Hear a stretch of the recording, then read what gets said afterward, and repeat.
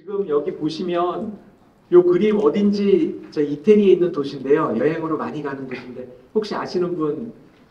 예, 예 맞습니다. 이게 그 이태리 그 중부에 있는 그 피렌체라는 도시, 이제 영어로는 이제 플로렌스라고 얘기를 하고요. 피렌체라고 하는 도시에 그 시내를 보는 건데요. 저 동그란 돔이 있죠. 돔이 있고 여기 탑도 되게 유명한 데인데요. 지금 이걸 어디서 본 거냐면 그 미켈란젤로 언덕이라는 그 강남에 한 반포쯤 되는 데서 강북의 용산을 본 그 그림입니다. 그래서 그 그림이 이거는 실제로 제가 가서 사진을 찍었고 요거는 인터넷에 보니까 누가 이렇게 그림을 그려놨더라고요. 근데 딱 두 개가 아주 뭐라 그러죠? 딱 그 데칼코마니 찍은 것처럼 똑같아가지고 해놨는데 이 그림을 제가 왜 집어넣냐면은 사실은 이 그림을 소개하고 싶어서 얘기했습니다. 제가 오늘 말씀드릴 그 TMD에 관한 그 TMD에 관한 질환은 크게 7가지만 알려드릴 텐데요. 7가지만 알려드릴 때 선생님께서 왜 7가지만 하냐 각각에 대해서 이제 그 질문하시면 그거는 저희 전공을 3년 하는 내용을 오늘 제가 거의 한 1시간 반 안에 끝내야 되기 때문에 일일이 설명을 못 드리고 오늘은 그 말대로 이렇게 해봤더니 제가 25년 동안 진료를 해왔는데 턱관절 진료하면서 이렇게 했더니 이게 도움이 되더라. 그것만 일단 우선적으로 알려드리고 그게 왜 그런지를 말씀드리는 건 향후에 또 다른 학회나 이런 데를 통해서 뵈면 더 말씀드리도록 할 거고요. 우선은 지금 보시는 그 7가지 진단 중에 4개는 관절 질환이고요. 3개는 근육 질환인데 관절 질환 중에 맨 마지막 번째, 4번째입니다. 이게 턱이 빠지는 겁니다. 팔고요. 저희가 이제 팔 빠지는 사람들 군대 면제 받잖아요. 그처럼 턱이 빠지는 분들, 물론 턱이 빠진다고 군대 면제 받지 않았는데요. 턱이 빠지는 분들, 하품하다가 턱이 탈구가 돼서 입이 안 다물어져서 응급실에 가야 되는, 자기가 아무리 턱을 맞추려고 해도 안 맞춰지고 응급실 가서 응급실에 있는 메디칼 닥터 인턴 선생님이나 아니면 저 치과 선생님 만약에 계시면 부활과 선생님들이 주로 턱을 갖다 맞춰서 집어넣는 술식이거든요. 근데 이 그림이 아까 보셨던 앞에 보셨던 이 피렌체에 있는 그 비블리오테카 메디세아라고 하는 그런 어떤 아마 도서관 같아요. 아마 의학이랑 관계된 그런 도서관이 아닐까 싶은데 거기에 있고요. 이 그림은 이미 처음에 만들어진 거는 서기 800~900년 사이라고 이렇게 추측되고 있습니다. 근데 실제로 이 안에 있는 그림은 옷을 다 벗고 있는 걸 봐가지고 좀 더 아마 기원전이 아닐까 싶고요. 마치 그리스나 이런데 고대 그림들처럼 되게 오래된 것 같고 보시면 이게 바로 아까 말씀드렸던 그 턱이 탈구되는 그 컨다일 서브럭세이션을 의미하는데요. 여기 있는 사람이 술자고요. 여기 있는 사람이 환자고 여기 있는 뒤에 있는 사람 어시스트입니다. 하품하다가 턱이 빠지니까 이제 술자가 앞에서 선생님들 그 CR 가이드라는 거는 턱을 후 상방으로 뒤로 밀어넣잖아요. 술자가. 근데 요거는 턱이 앞쪽으로 오게끔 하기 위해서 다운워드, 그 다음에 환자 쪽으로, 환자에서 멀어진 쪽, 환자한테는 포워드가 되겠고 우리 술자한테는 우리 술자 몸을 향해서 땡기게 되겠죠. 그래서 턱이 빠진 사람들을 죄송합니다. 거꾸로네요. 그 저희가 그 CR 가이드 하듯이 턱이 빠졌을 때 턱을 갖다 다운로드하고 환자 쪽으로 저희가 포워드 시켜서 디귿자로 이제 리덕션 시키는 건데 이따가 그림이 다시 나올 텐데 어쨌든 이런 그 턱관절에 관한 그런 히스토리가 아주 오래전부터 있었던 것 같고 제가 말씀드리는 그 4가지 관절 질환 중에 제일 마지막이 이 럭세이션인데 탈구인데 이 탈구는 3가지만 그 선생님들께서 환자한테 설명하시면 3가지만 설명하시면 거의 다시는 그 환자들 안 옵니다. 즉 다시 말해서 불편이 없다는 건데요. 첫 번째는 탈구가 있으면 음식을 작게 먹어야 됩니다. 이 사람들은 구조적으로 탈구가 되기 쉽기 때문에 저희는 손가락 3개 들어가잖아요. 저 사람은 3개 들어가면 턱이 빠져요. 그러니까 음식을 가급적이면 빅맥 못 먹고 치즈버거 같이 얇은 거 먹어야 되고요. 깍두기도 설렁탕집에 있는 큰 깍두기 먹으면 안 되고 나박김치처럼 슬라이스 쳐서 먹어야 됩니다. 단무지처럼요. 그래서 작은 음식 먹게끔 하는 거. 그다음에 2번째는 하품할 때 자기도 모르게 하품할 때 혈 입천장이 되는 겁니다. 이따가도 그림에 나오는데요. 근육 때문에 요 포지션은 한번 따라해 보시겠어요? 하품할 때 혈을 입천장이 됩니다. 하나, 둘, 셋. 하나, 둘, 셋. 혈을 입천장이나 아니면 상악 전치구 설변에 혈을 대잖아요. 그러면 이 에미넌스 안 넘어가고 넘어가기 직전 딱 스탑합니다. 즉 탈구가 안 됩니다. 그래서 그 2번째고요. 이제 마지막은 이제 의사들의 도움이 필요한데요. 일단 환자분 탈구가 있으면 저는 이제 환자분이 탈구가 있는 걸 갖다가 제가 알기 때문에 차트에 기록을 해놓으니까 다음에도 조심을 하겠지만 혹시 만약에 저희 병원 말고 다른 치과에 가시더라도 치과 치료 받을 때 꼭 그 원장님한테 치료 전에 나 예전에 탈구됐던 히스토리가 있다고 꼭 얘기를 하셔야 된다. 그러면 보통 스케일링을 만약에 20분을 받는다 그러면 뭐 상학 10분, 하학 10분, 뭐 30분을 받으면 상학 15분, 하학 15분 이렇게 받으시잖아요. 이분들은 10분, 15분만 받고 내원 횟수를 2배로 늘려서 2번에 나눠서 해야 됩니다. 오늘 오시면 상학만 10분 동안 하고 보내고요. 내일 오면은 그때 와서 또 하학하고, 그래서 내원 횟수를 늘리고 엔도도 3번 올 거 가급적이면 5번 정도로 늘려가지고 그 개부를 하는 시간을 줄이도록 하게끔. 근데 그거를 본인이 알고 있으면 미리 의사한테 얘기를 해야 되고, 본인이 모르면 선생님께서 주지해서 다음번에 병원에 갈 때는 어디 가든지 그 얘기를 꼭 하게끔. 그 3가지만 하시면 환자분들은 탈구 잘 안 생깁니다. 그래서 그 내용을 간단하게 메모를 해놓으시고요. 어쨌든 제가 제일 말씀드리고 싶은 관절 질환 4개 중에서 제일 마지막이 컨다일, 과부가 빠지는 거. 완전히 빠지는 건 럭세이션, 빠졌다 들어갔다 빠졌다 들어갔다는 건 서브 럭세이션이 되는데요. 대부분 선생님들이 만나는 분들은 이제 서브 럭세이션이 될 겁니다. 그분들은 작은 음식, 하품할 때 텅업, 그다음 마지막으로 의사들한테 얘기를 해서 치과 치료 시간을 갖다가 절반으로 줄여서 할 것. 그렇게 꼭 주지를 시켜드리면 문제가 없습니다. 제가 주로 강의하는 분야가 이런 내용들이고요. 보시면 오늘 말씀드린 TMD, 스플린트, 요게 이제 오늘 주된 내용이고요. 또 일부 제가 많이 하는 게 이제 보톡스, 뭐 아시는 분 아시고 보톡스 이갈이 환자들 치료, 코골이 치료, 그다음에 신경 손상, 임플란트 신경 손상하는데 제가 한 2,400명 왔거든요. 20년 동안 해서 이런 것들이 이제 저희 분야고요. 오늘 말씀드리는 내용은 요 정도 되는 내용이고, 그거는 아까 보여줬던 책하고 코골이 책까지 이제 있어서 관심 있으신 분들은 추가적으로 좀 보시면 도움이 될 것 같습니다.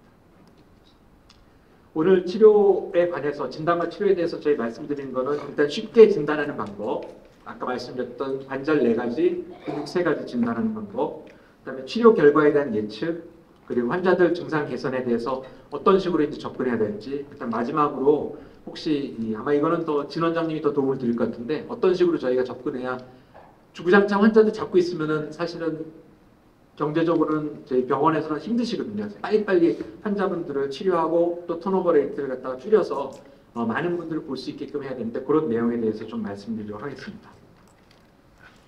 일단 TMD는 대부분 저희가 TM 조인트, 관절만 알고 계신데요.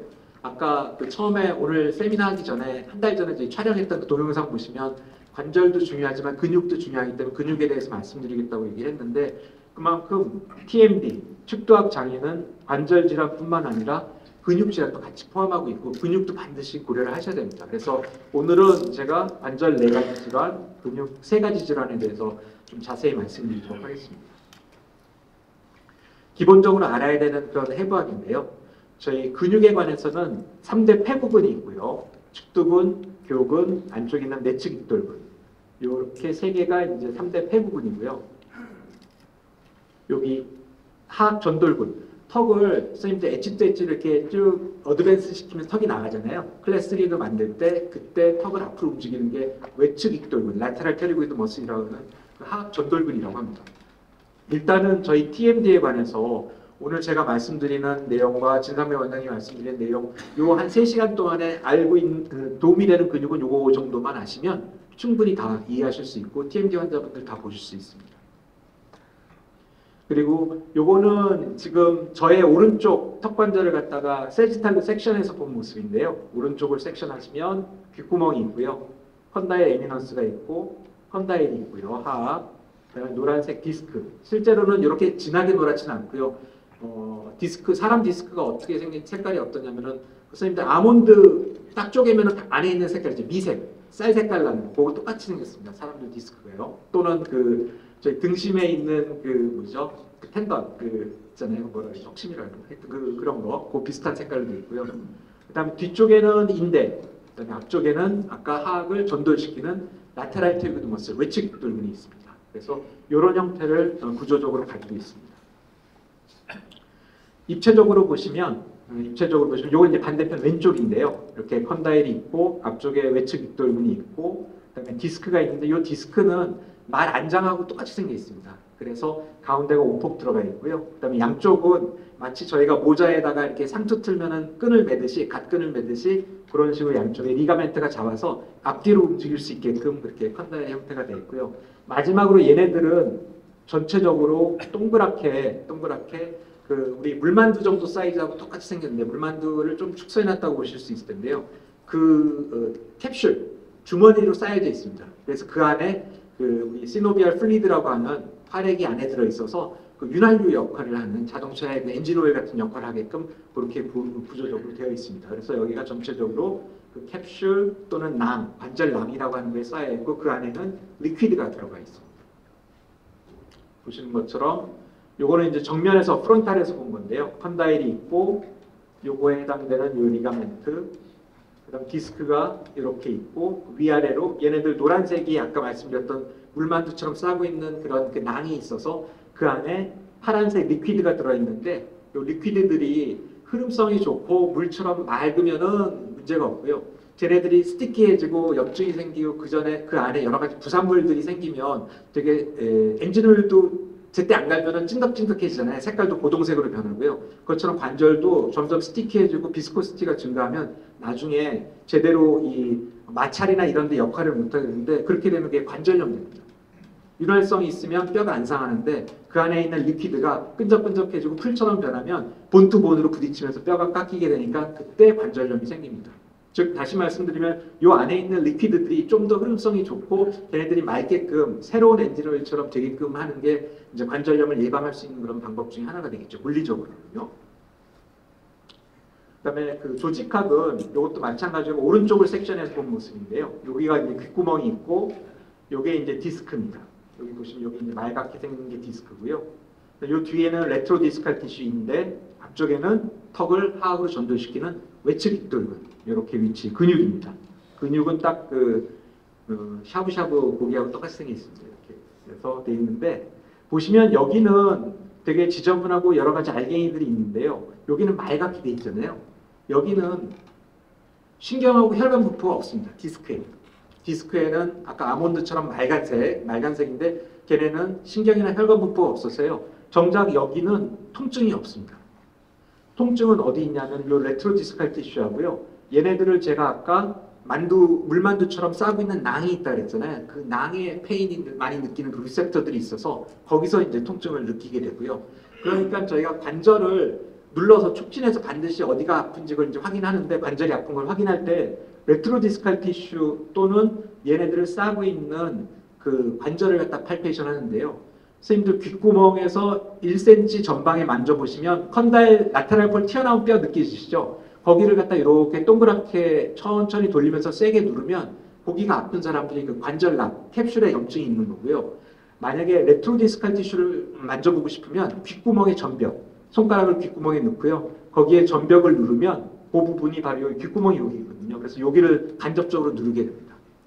이쪽 뒷부분은 이 귀하고 이 레트로 디스칼 티슈 있는 이 뼈의 그 두께는 얼마나 얇으냐면은 이 햇빛에 비춰보면 투명하게 이렇게 비춰질 정도로 되게 얇게 돼 있어서 실제적으로 이제 통증이 간접적으로라도 그렇게 누르면 많이 느낄 수 있고요. 어쨌든 디스크 자체는 통증도 없고 여기 혈관 부포도 없어서 안 아픈데 정작 아픈 건 레트로 디스칼 티슈랑 얘네를 싸고 있는 캡슐에서 이제 통증을 느낀다라는 거. 그래서 그 통증을 저희가 한번 재현해 보고자 하면 손가락으로 직접 귓구멍에서 1cm 전방을 갖다 누르고 그다음에 귓구멍에 그 전벽을 눌러서 레트로 디스칼 티슈를 누르고 그렇게 저희가 이제 진단을 하고 있습니다.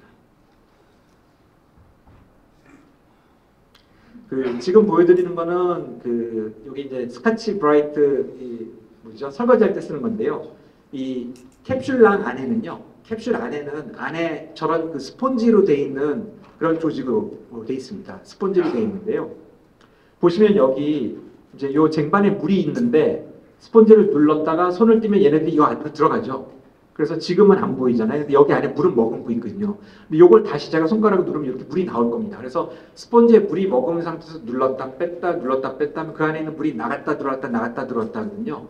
그게 아까 말씀드렸던 그 캡슐 싸고 있는데 거기에 저희 리퀴드가 들어있고 그 리퀴드가 윤활적인 역할을 해야 되는데 그러려면 흐름성이 좋아야 되는데 그게 만약에 스티키해지면은 제대로 충격이나 마찰을 갖다 견디지 못해서 뼈가 닳는 관절염이 된다 그랬잖아요. 요게 만약에 요 리퀴드가 물처럼 흐름성이 좋은 그런 거면은 제대로 관절에 문제가 없는데 만약에 여기가 풀처럼 스틱해진다 그러면은 요 안에 들어갔다 다시 잘 안 나오겠죠. 끈적끈적하니까. 그러면은 이제 관절염이 되는 거라서 어쨌든 그 캡슐을 싸고 있는 내막은 그걸 저희가 이제 시노비알 멤브레인 한번 예전에 학생이 들어왔을 때 그 활막이라고 그러는데 그 부분이 다 스폰지로 돼 있습니다. 스폰지처럼 관절액을 갖다가 머금었다 뿜어줬다 머금었다 뿜어줬다 해야 되는데 걔네들이 스틱해져서 관절염이 되면 저게 제대로 순환이 안 되니까 뼈가 닳는 관절염이 돼서 나중에 뼈가 깎이게 됩니다. 교정과 선생님들이 제일 싫어하는 그런 힘들어하는 환자분들이죠. 그래서 여기까지는 제가 그 해부학적인 거 간단하게 이제 말씀을 드렸고요. 그 일단 꼭 기억해 두실 거는 3대 폐구근, 교근, 측두근, 내측 익돌근, 그다음에 턱을 앞으로 내밀 때 그런 외측 익돌근. 턱을 앞으로 내미는 거는 저가 강의하는 분야, 저희 진 원장님이 강의하는 분야에서 딱 2번 나옵니다.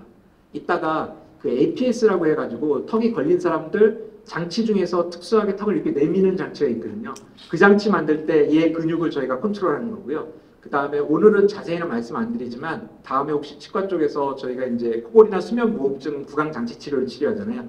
그때 그 위치가 턱을 엣지 상태로 어드밴스 시킨 상태에서 바이트를 뜨거든요. 그때 외측 익돌근을 저희가 또 컨트롤하고 해서 2번에 걸쳐서 저희 분야에서는 이제 나오는데 그 외에는 사실은 외측 익돌근이 많이 나오지는 않습니다.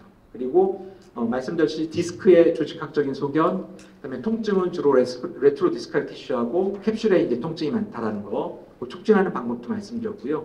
그다음에 그 관절염은 근본적으로 그 활막에 거기에 왔다 갔다 하는 그런 활액들이 제대로 역할을 못해서 불성이 변해가지고 생길 수 있다는 걸 말씀드렸습니다.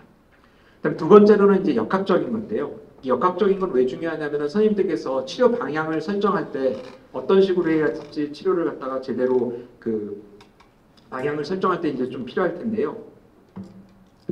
그 보통 요게 이제 잘 아시다시피 NEJM이라는 게 뉴 잉글랜드 저널 오브 메디슨이라고 해서 그 임상의학 저널 중에서 전 세계적으로 제일 유명한 저널이거든요. 뭐 네이처 사이언스보다 더 유명한 저널인데요. 거기 이미 벌써 한 16년 전에 어떤 글이 있었냐면 이제 그 역학적으로 얘기를 하는데 이제 미국 인구 같은 경우 인구 같은 경우에 적게는 40%에서 75% 정도가 턱에 소리가 난다, 턱이 아프다, 입이 안 벌어진다. 요 3대 증상 중에 그 하나를 가지고 있고요. 그리고 또 이분들의 실제적으로 근데 치료가 필요한 사람들은 그분들이 한 10% 정도로 예상을 하고 있습니다.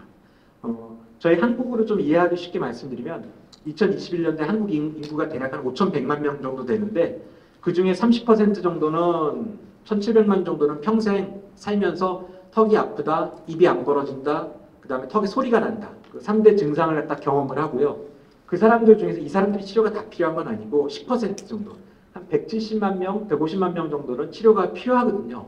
그러면 산술적으로 계산하면 여기 계신 원장님들 지금 이제 면허 번호가 한 3,700번 나가는데, 37,000번 나가는데 이제 장롱 면허 선생님들 또 이제 리타이어하신 분, 뭐 이런 분들, 오래된 분들 또 돌아가신 분들 빼면은 대략 3만 명 정도가 지금 이제 로컬에서 진료를 하고 계신데 여기 계신 한 분 한 분이 TMD 환자들 적어도 50명 정도는 산술적으로 홀딩해서 보고 있는 게 정상적이거든요. 근데 거의 아마 그렇게 많이 안 하실 거라고 생각했는데 그만큼 흔합니다. 아마 선생님들께서도 이미 경험해서 아마 이 자리에 계실 텐데 턱에 소리 나는 사람 3분의 1이고요. 입이 안 벌어지는 사람은 그 사람들 중에 또다시 3분의 1이고 아픈 사람들은 뭐 교근, 측두근 누르면 평상시에 안 아팠는데도 저희가 누르면 아픈 사람도 되게 많고요. 그래서 오늘 강의를 들으시고 이런 분들 선생님들께서 내가 어떻게든지 조금 열심히 TMD를 갖다 진료를 해서 내가 홀딩하고 있는 환자들이 적어도 30명에서 50명 정도 들 수 있게끔 그렇게 좀 접근하시면 좋을 것 같습니다. 그만큼 되게 흔하고요. 그 사람들은 대부분 다 10대, 20대 때 제일 많습니다. 10대, 20대 때 제일 많고요. 근데 이게 질환이 나이가 든다고 해서 계속적으로 악화되는, 저희가 이제 혈압이나 당뇨 같은 경우는 10대, 20대 적었다가 나이 들면서 점점 증가하잖아요. 암도 점점 증가하고 그랬는데 이 TMD는 20, 30대 제일 많고요. 그다음 4, 5, 60대 현저하게 줄어듭니다. 이갈이가 또 그랬습니다. 이갈이도 10대, 20대 제일 많고요. 30대, 40대, 50대 되고 60대 되면 이갈인 사람들 3% 미만으로 줄어들거든요. 그래서 TMD, 이갈이 모두 다른 질환하고 달리 시간이 지날수록 보통은 더 좋아지는, 그러니까 좀 더 개선되는 경향이 있지만 근데 20, 30대 때 환자분들이 너무 불편하니까 그때 저희가 어떤 액션을 취해줘야 되죠. 그래서 이런 TMD를 갖다 역학적으로 저희가 이제 셀프 리미팅, 그다음에 자기 제한적 또는 자기 한정적인 질환이라고 그러는데요. 재발의 가능성은 있지만 계속적으로 나이가 증가된다고 해서 나빠지는 건 아니고요. 얘네들이 아프면 약 먹으면 좋아지고 아프면 또 물리치료하면 좋아지고 또 아프면 스플린트 하면 좋아지고 이런 식으로 해서 재발 가능성은 맞지만 그게 얼마든지 수술을 아닌 방법으로 개선될 수 있기 때문에 보존적으로 저희가 접근을 해야 된다라는 그런 그 치료 전략을 갖다가 이제 얘기를 해주죠. 그래서 치료하는 방법은 크게 가역적인 방법과 비가역적인 방법이 있는데요. 저희가 권하는 가역적인 방법은 자가요법, 그다음에 행동요법, 그다음에 약물치료, 그다음 물리치료. 오늘 보니까 저희 그 부스도 있었던데요. 물리치료가 있고, 그다음에 일반 스플린트, 그다음에 턱을 앞으로 내는 그런 스플린트. 이런 것들은 턱을 앞으로 내는 장치는 이제 밥에만 낄 경우에는 이렇게 가역적이고 보존적인 방법이라서 저는 이제 적극적으로 추천을 드리고요. 그리고 간혹은 이제 일부에 따라서는 이런 치료들이 다 끝나고 나서도 해결이 안 될 때 일부 자연치 교합 조정이나 교정 치료나 그다음에 턱을 내미는 장치를 24시간 끼고 이런 치료들이 필요할 수도 있습니다. 또는 턱관절 수술도 필요할 수도 있고요. 근데 요거는 반드시 앞에 있는 가역적인 방법을 다 수개월 동안 해보고 마지막 파이널로 도저히 할 수가 없다 그럴 때 이제 환자들하고 충분히 상담을 한 다음에 시행을 해야 되는 그런 방법입니다. 요 중에 하나 기억을 해두실 거는 요 APS인데요. 그 아까 제가 외측 익돌근을 제 강의에서는 딱 두 번 씁니다. 한 번이 APS 만들 때, 한 번이 코골이 장치 만들 때라고 말씀드렸잖아요. 턱을 내미는 장치 이따가 언제 쓰는지 말씀드릴 텐데 이 APS는 고스톱에서 이 구국진하고 비슷합니다. 구국진이 쌍피가 됐다가 멍텅구리가 하면 10끝이 되잖아요. 그것처럼 밤에만 끼면 보존적이고요. 24시간 끼면 두 달이면 완전히 턱의 위치가 변해버리는 그런 액션을 갖고 있기 때문에 APS는 쓰실 때 꼭 시간을 조심하셔야 됩니다. 나중에 잘못 꼈을 경우에 이쪽으로 가버리면 또는 환자가 제때 안 오면 잘못하면 턱의 위치가 변할 수 있기 때문에 반드시 조심을 하셔야 됩니다. 그리고 이제 지금부터는 진단하는 방법에 대해서 말씀드릴 텐데요. 진단에서 제일 중요한 거는 첫 번째도 팔페이션, 선생님들 손가락으로요. 두 번째도 팔페이션, 세 번째도 팔페이션입니다. 그래서 제가 첫 번째도 팔페이션. 손가락이 제일 중요합니다. 그 TMD를 지금 공인된 TMD의 분류법은 크게 2014년도에 왼쪽에 있는 TM 조인트 디소더가 있고요. 오른쪽에 있는 머슬 디소더 이렇게 복잡합니다. 이 교과서에 나오는 거 선생님들 한 번씩 다 듣는 내용인데 이거 저도 다 기억을 못합니다. 저도 이거 쓰라 그러면 한 절반밖에 못 쓰고요. 오늘 선생님들께 말씀드린 거는 관절통, 디스크, 그다음에 관절염, 그다음에 아까 말씀드렸던 턱 탈구 있죠. 아까 그 피렌체 그림에서 보셨던 그거 4개. 그다음 근육에서는 단순 근육통, 근막 통증, 그다음에 경련, 스패즘 이렇게 3개만 말씀드리고요. 나머지는 따로 지금 제가 말씀드린 4가지가 거의 원장님들이 만나는 99%가 다 그 안에 들어가기 때문에 일단 제한된 시간 동안에는 그것만 말씀드리도록 하겠습니다. 그리고 제가 아까 나눠드렸던 선생님들 한 장씩 갖고 계신 게 이 차트인데요. 보통 저희 대학병원은 4장이거든요. 그러니까 그거를 원장님들께서 보험 청구할 때 딱 쓸 수 있게끔 최소한으로만 제가 모아서 2페이지로 만들어 놨고요. 그래서 저희 학회 이름이 로고가 있고 요 앞쪽과 뒤쪽 요걸 다 채우셔서 복사해서 쓰셨대고 아니면 뭐 모디파이해서 만들어 쓰셨대고 또 진 원장님도 병원에서 또 쓰시는 차트도 있고 그런데 어떤 거든지 좋으니까 선생님들께서 하나 폼을 만들어서 쓰시면 또 어떤 보험 청구 프로그램에도 있으니까요. 그런 것들 이제 쓰시면 도움이 될 것 같습니다. 그래서 그 아까도 역학적인 얘기하면서 말씀드렸지만 그 TMD는 그 3대 증상과 징후가 있는데 첫 번째 아프다, 그다음에 소리가 난다, 그다음에 입이 잘 안 벌어진다. 근데 아프면 관절이 아프거나 아니면 근육이 아프거나 둘 중에 하나고요. 그다음에 소리가 나면 딱딱 덜거덕 소리 나는 클리킹이나 아니면은 부시럭부시럭 아그작 자갈 굴러가는 소리, 크레피투스 이 둘 중에 하나가 많고요. 마지막으로 입이 안 벌어지면 그 안 벌어지는 정도가 손가락 하나밖에 안 들어가는 정도. 그렇지만 강제로 벌리면 벌어지는. 그래서 저희가 소프트라고 써놨고요. 또 다른 하나는 손가락 2개 정도 들어가는데 아무리 벌려도 잘 안 벌어지는 그런 상태예요. 그렇게 이제 두 가지 경우가 있습니다. 그래서 각각의 경우 실제적으로는 이렇게 보시면 그 아픈 사람은 2가지 중에 하나 그 DDX하고 소리가 나면 이 2개 중에 DDX하고 입 안 벌어지면 이 2개 중에 DDX하고 그러면 이제 바로 진단명이 나오거든요. 그래서 그렇게 접근하시면 되고요. 역시 무엇보다 제일 중요한 거는 저는 LG 팬은 아니고요. 저는 작년 11월달 LG가 우승했죠. 20몇 년 만에 한 걸로 알고 있는데 저희 전임 회장님이 그 서울대 이명준 교수님이라고 있는데 개인적으로 되게 존경하는 회장님이신데 LG를 너무 좋아하셔가지고 제가 LG 사진을 넣었습니다. 그 이분은 지금은 어디가 있는지 모르겠는데 삼성라인 나올 텐데요. 그 이병규라고 키 큰 이병규 덕수상고 나온 이병규인데 벌써 사진 한 15년 전 사진인데 그 제가 말씀드리고 싶은 건 손가락이에요. 아까도 그랬죠. 진단할 때 제일 중요한 거는 비싼 장비 아니고 원장님들의 손가락이 제일 중요하고 손가락으로 아픈 데 찾는 거, 손가락으로 이게 어떤 소리인지 느끼는 거, 손가락으로 얼마나 벌어지는지 느끼는 거, 이 세 가지가 제일 중요하기 때문에 그걸 강조하고자 제가 이렇게 좀 과장해서 보여드렸습니다. 그래서 요게 이제 저희가 특허를 낸 내용인데요. 환자는 병원에 오면 아프다, 소리 난다, 입이 안 벌어진다, 세 개 때문에 오고요. 그럼 원장님들께서는 제가 나눠드린 그 한 장짜리 저희 차트 있잖아요. 그걸로 이제 검사를 합니다. 익셈을 하고요. 아픈데 관절이 아프면 관절통, 근육이 아프면 근육통이나 근막 통증. 환자가 소리가 난다. 그래서 손가락으로 선생님들께서 촉진했는데 입을 벌리고 다물고 했더니 딱딱 덜거덕 소리가 나면 디스크 디스플레이스먼트 위드 리덕션. 디스크 초기 증세죠. 악관절 내장증 초기 증세고요. 두 번째, 소리가 나는데 만져봤더니 부시럭부시럭 아그작 이런 연발음이라고 그러잖아요. 크레피투스가 나면, 그리고 또 홈빔 CT 찍었더니 골변화가 있으면 그 사람은 관절염.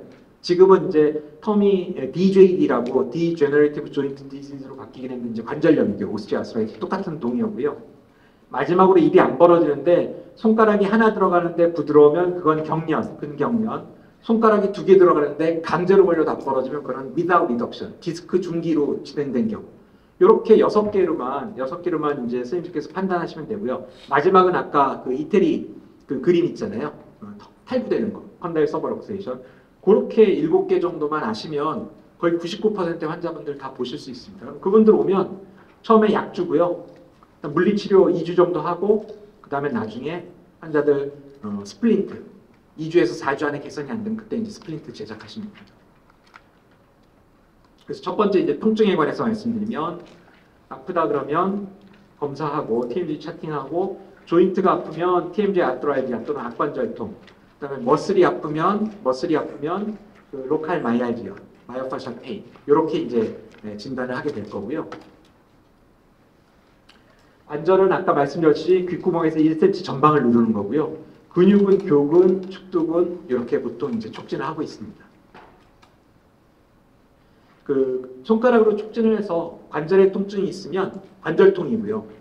그 영어로 이제 아트랄지아라고 얘기해요. 관절통이 있으면 저희가 이제 엔세이즈를 주는데요. 선생님들 가지고 있는 모든 엔세이즈 주시면 됩니다. 뭐 아스피린, 뭐 아니면 뭐 폰탈, 뭐 에어탈. 제가 제일 많이 쓰는 건 이제 대웅작에서 나온 에어탈을 많이 쓰고 있는데 어느 거든지 상관없습니다. 뭐 나프록센, 중구나 아나프록스 뭐 아무거나 상관없고 아까 강익재 원장님 말씀하시는 마이폴 같은 거 많이 써도 되고요. 어쨌든 진통제 아무거나 쓰시면 되고요. 혹시 촉진을 했는데 교근이나 축두근처럼 근육이 아플 때는 거기다 근육이완제도 같이 추가해서 주게 되어 있습니다. 관절이 아플 때는 엔세이즈, 근육이 아프면 근이완제 이렇게 드리면 됩니다. 그리고 보통은 이런 분들은 약 한 2, 3주 정도 주고요. 그 다음에 혹시 물리치료기가 있으면 오늘 강의를 받으시고 또 이제 수료증을 받아서 TMJ 턱관절 치료를 갖다가 저희가 이제 심평원에 신청을 해서 이제 정식으로 진료를 하시게 되면 나중에 물리치료기 하나 정도 구입을 하실 것 같은데 그때 이제 물리치료기를 한 2주 정도 쓰게끔 하고요. 그러고 나서도 해결이 안 되면 그때 가서 스플린트 치료 정도 하시면 됩니다. 보통 약 2주, 물리치료 한 2주, 그리고 개선 안 되면 스플린트 이 정도 하시면 개원하신 원장님들 입장에서 정말 최선을 다한 거라고 볼 수 있습니다. 그 다음에 근육통인데요. 근육통 이게 이제 요 근육을 아까 제가 페인이 있으면 관절통 아니면 근육통이라고 했잖아요. 관절통은 귓구멍에서 1cm 전방을 눌러서 그 라테랄 폴 아까 말씀드렸던 그 캡슐을 누르거나 귓구멍의 전벽을 눌러서 레트로 디스칼 티슈를 눌러서 그 둘 중에 하나가 아프면 아 얘는 관절통이구나 해서 차트에다 TMJ 아트랄지아 또는 턱 관절통 이렇게 이제 진단을 하고 선생님들께서 이제 약 처방을 할 거고요. 혹시 촉진을 해봤더니 교근 요 부분이 전형적으로 보톡스 주사할 때 쓰는 부분인데 그 부분이나 아니면 옆머리에 통증이 있으면 그때는 교근의 근육통 또는 축두의 근육통 이런 식으로 이제 진단명을 쓰고 그러고 나서 선생님들께서 이제 근육 이완제를 처방하게 되겠죠. 근데 근육통 중에서 그 부분만 아프면 그걸 갖다가 단순하게 이제 국소 근통 또는 그냥 국소 근육통 그냥 단순 근육통 이렇게 얘기를 하고요. 만약에 근육을 눌렀는데 그 통증이 그 부분뿐만 아니라 다른 부분으로 혹시 통증이 이렇게 방사상으로 레디에이팅 페인이 있거나 아니면 다른 치아나 다른 조직의 통증으로 옮겨가는 경우에 그걸 갖다가 학생 때 배우셨던 그 리퍼드 페인, 그 연관통이라고 하는데요. 이런 연관통이 있는 경우에는 저희가 근막 통증이라고 얘기합니다. 이 근막 통증이 원장님들 상당히 많은 분들이 목, 어깨, 근막 통증, 허리에 가지고 있을 텐데요. 그래서 재활의학과에도 많이 가시고 할 텐데 치과 의사들 직업병이거든요. 왜 그러냐면 가급적이면 허리 숙이지 말고 미러로 통해서 하셔야 되는데 급하면 뭐 환자들 머리 이렇게 크랩하고 이럴 때 자꾸 한쪽 사이드로 오른쪽으로 돌려서 보시다 보니까 목, 어깨가 반대편 쪽에 이제 통증이 있게 되는데요. 대부분이 이제 근막 통증이 주된 진단명입니다. 그래서 어쨌든 간에 근육통이나 근막 통증이 있게 되면요. 근육통이나 근막 통증이 있게 되면 그분들은 진단명은 달라도 치료법은 똑같습니다. 환자들 처음에 오시면 낮에 치아하고 치아를 깨물지 마라. 알파벳 N 하듯이 한번 따라해보세요. N 하게 되면 E하고 E가 살짝 떨어져 있거든요. 그래서 어금니가 절대 닿지 않게끔 항상. 두 번째는 따뜻한 온스포, 응찜질을 갖다가 한 5분에서 10분씩 하루에 두세 차례 정도 해주고요. 부드러운 음식 먹고 666 운동이라고 해서 이제 근육 운동인데요. 여기는 지금 안 나있는데 아까 제가 했었던 것처럼 입을 최대한 벌리고 혀를 갖다가 혀를 입천장에 대시고요. 그 상태에서 6초 동안 입니다. 한번 따라해 보시죠. 오픈. 혀를 입천장에 대고 하나, 둘, 셋, 넷, 다섯, 여섯. 다음으로 보세요. 다시 한 번 더. 이게 텅업하고 똑같죠? 하나, 둘, 셋, 넷, 다섯, 여섯. 요거를 하루에 36번 하셔야 되는데요. 오전에 6번, 10시에, 오전 8시에 6번, 10시에 6번, 12시에 6번, 3시, 6시, 9시에 6번. 이렇게 6차례 하는데 매 차례마다 제가 6초 동안 손가락을 셌잖아요. 6초 동안 입을 벌리고 있고요. 다물었다가 또 하고 다물었다가 그래서 총 6번, 6번, 6번, 6번, 6번, 6번, 총 666. 하루에 6차례, 매 차례마다 6번 반복, 매번마다 6초 동안 스테이. 그래서 666이라고 얘기합니다. 여기 666이 미국에서는 악마의 숫자잖아요. 뭐 엑소시스트, 오맨 이런 공포 영화들 보면 애들 몸에 막 666이라고 써 있거든요. 그게 악마의 숫자라서 환자들이 잘 이해하기 때문에 이제 이렇게 운동으로 얘기를 하고요. 그 외에 근육통 있으면 근유환제 아무거나 쓰시면 됩니다. 여기 있는 것들은 제가 좀 잘 쓰는 거고 어떤 거든지 좋으니까요. 근육이완제 선생님들 문전 약국에 있는데 좀 문의를 해가지고 부작용 없고 이런 것들 한 2가지 정도 쓰시면 되고 마지막으로 이런 자가요법하고 턱 운동하고 근육이완제 한 2주 먹였는데 개선이 안 되면 물리치료도 좀 하고요. 그 사이에 초음파 같은 게 좋습니다. 물리치료로. 근데 개선이 안 되면 그때 2주 뒤에 와서 인상 떠서 스플린트 만들어주시면 도움이 되고요. 그 다음에 스플린트 했으면 한 2달 정도 끼면 좋아져야 되는데 그때도 개선이 없으면 나중에 리도케인으로 통증 있는 부위에다 주사하는 TPI라고 하는 주사 그게 도움은 되는데 일시적으로만 도움이 되고 장기간 도움이 안 될 땐 그때 보톡스 주사까지도 갈 수 있습니다. 그래서 저는 원장님들께서는 여기까지는 오늘 강의 듣고 나서도 충분히 이제 쉽게 하실 수 있을 거라고 생각이 되고 이 뒤는 이제 또 한 번 더 공부 조금 하시면서 같이 병행해서 하시면 도움이 될 것 같습니다. 요거는 이제 내년 요맘때 나올 것 같은데요. 요게 앱입니다. 앞에 보시면 환자분들이 해야 되는 주의사항들 이렇게 설명해줘도 잘 안 하잖아요. 그래서 지금 저희 학회에 있는 이사님 한 분이 저희 치과대학 나온 제자인데요. 예전부터 치대 나온 제자인데 그 친구가 이제 앱을 만들어서 이게 의료기구로 지금 허가받는 임상을 하고 있습니다. 식약처 임상을 하고 있는데 허가를 받으면 어떻게 되냐면 원장님들께서 요 앱을 환자가 다운을 받잖아요. 그럼 대부분은 이제 앱 다운 받을 때 2불, 3불 내면서 자기가 받아서 자기가 쓰는 건데 그게 아니고 원장님들께서 저거를 같이 처방해주고 한 달에 한 번씩 만나면 원장님들이 돈을 받을 수 있는 소프트웨어 의료기기입니다.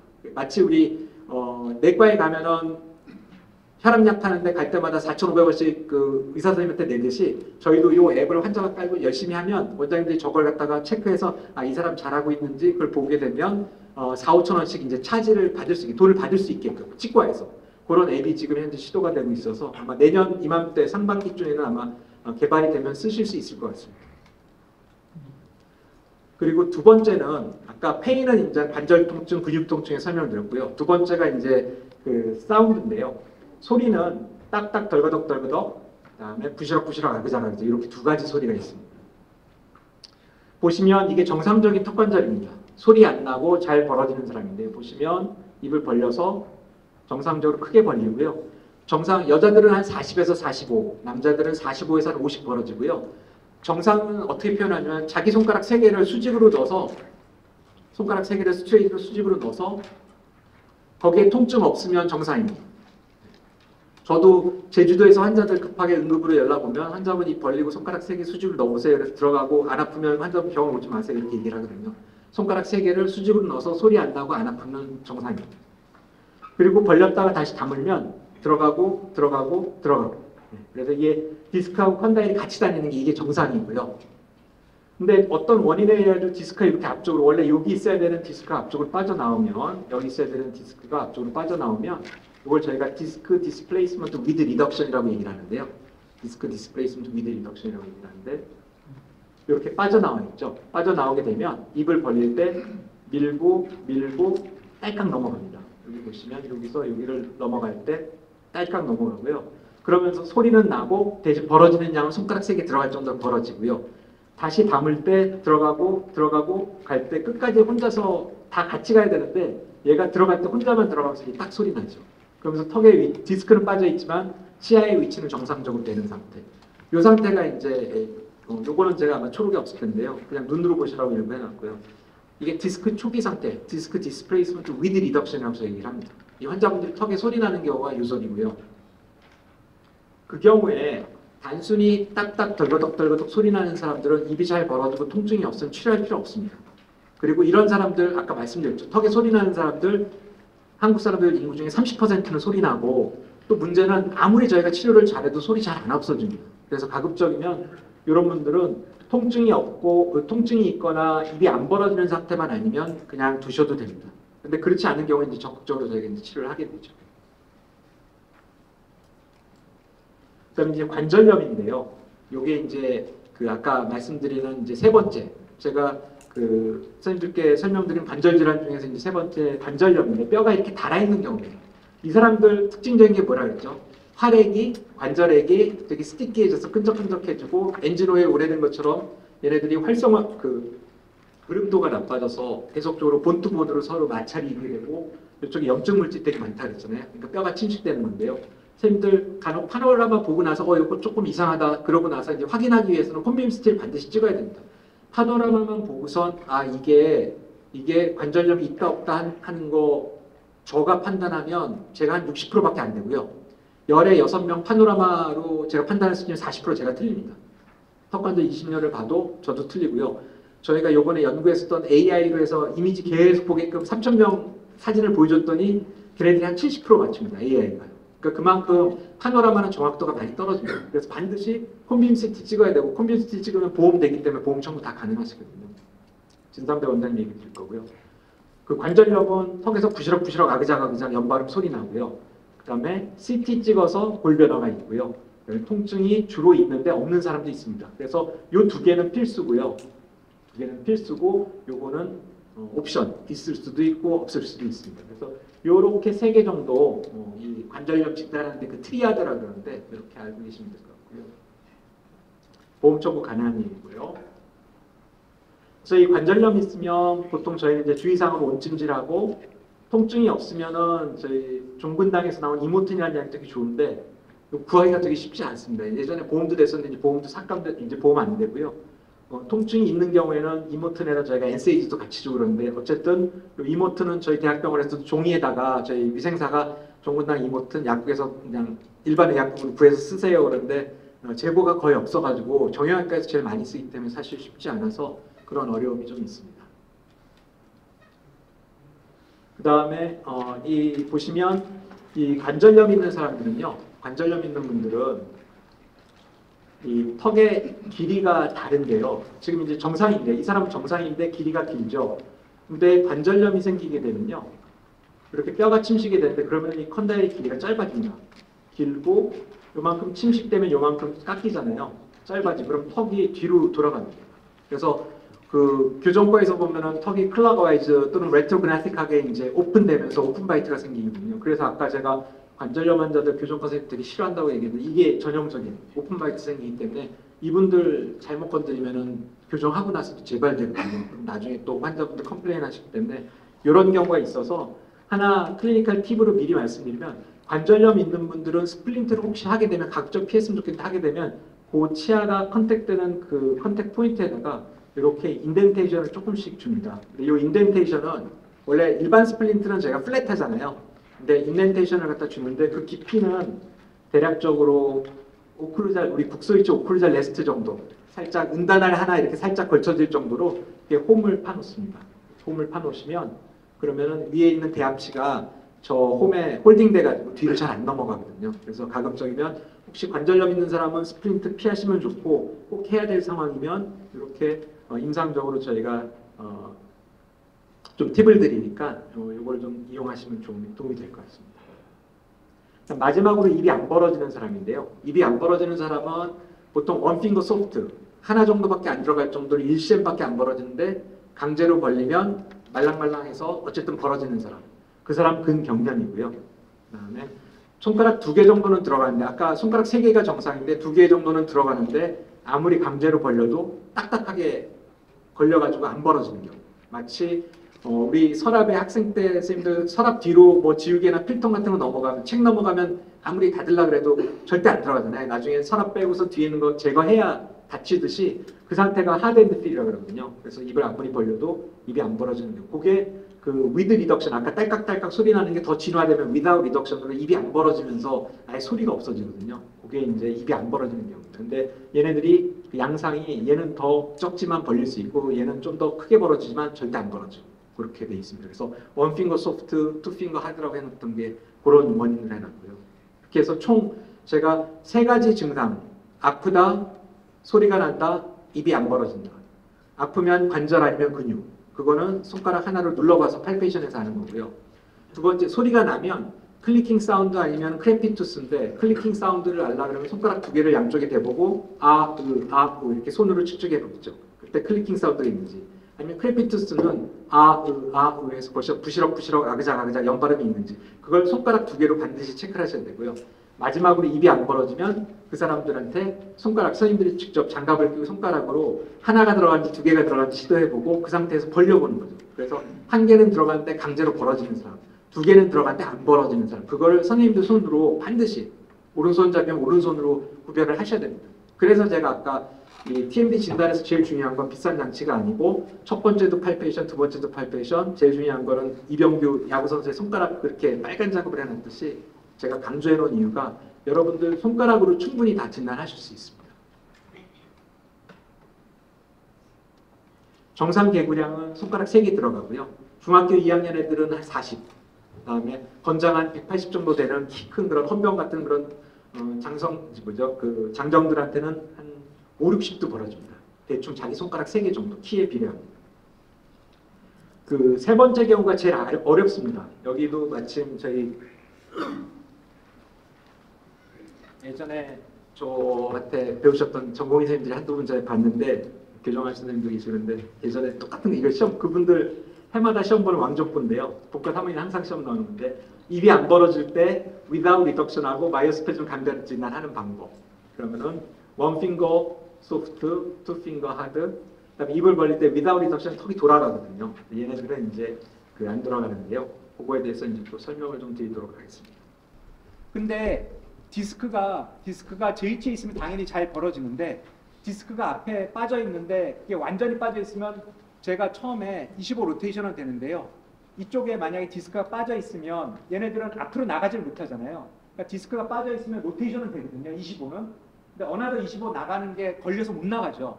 그러면 이쪽은 로테이션에 트랜슬레이션이 되는데 이쪽은 로테이션 되는데 못 나가잖아요. 턱이 어느 쪽으로 되죠? 쉬프트 되죠.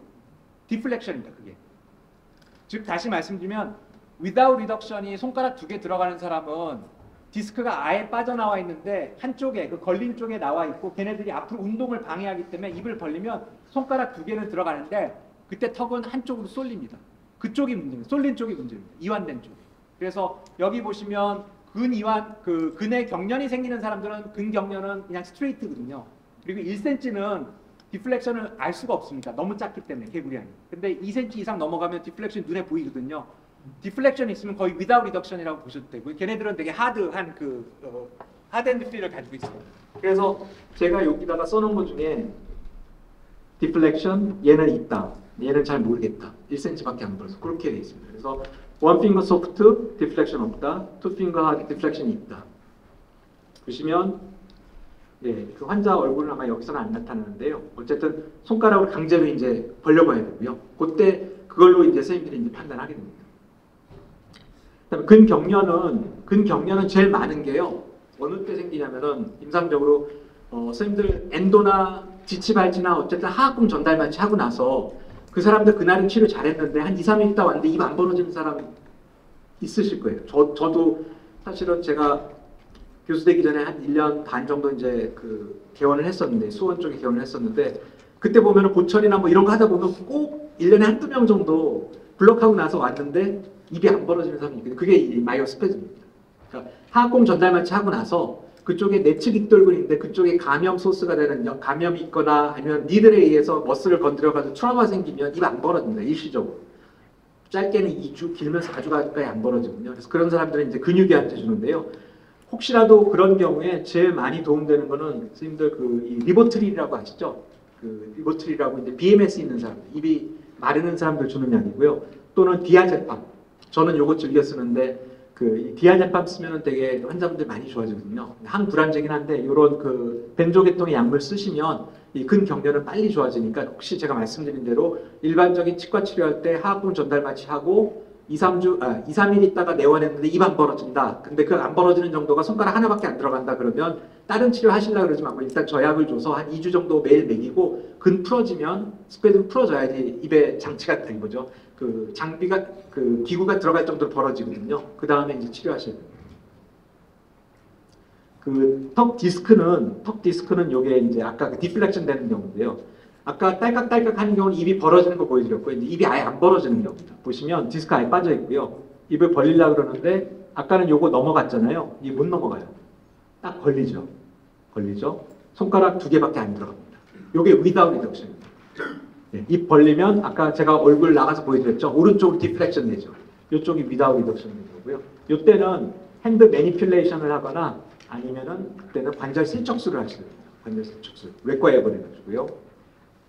그래서 아까 했었던 방법, 요거는 이제 아까 이태리 그림에서 나온 탈구했던 걸 전부 봤는데 디스크가 앞쪽에 있고 그걸 정복시키려면 다운워드, 포워드를 시켜야 되고요. 핸드 매니퓰레이션. 탈구된 사람은 다운워드, 백워드를 해야 되고요. 그래서 요게 아까 탈구됐던 환자하고 실제 without reduction은 방향이 다르다는 거.